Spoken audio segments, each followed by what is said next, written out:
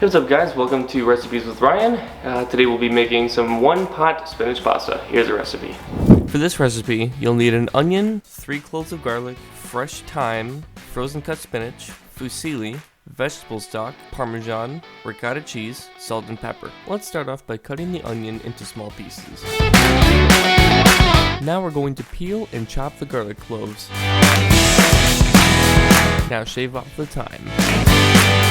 Alright, so we're gonna put some onion in there, then some garlic, 3 teaspoons of thyme, some frozen spinach, fusilli pasta, and then some vegetable broth. And now we're gonna let that simmer for about 12 to 15 minutes, and we'll be right back.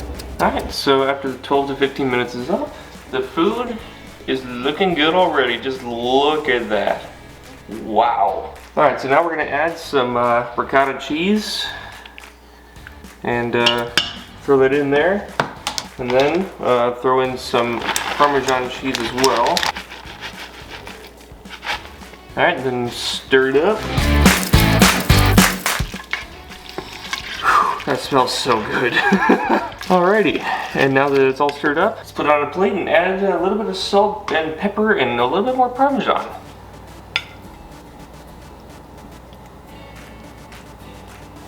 Alright, now add a little bit more Parmesan, just a tad bit.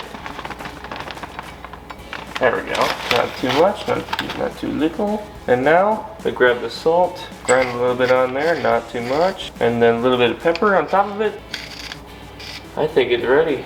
Alright man, let's try this out. Get a little bit of the spinach and the noodle and the onion and garlic and everything, man. It's looking incredible.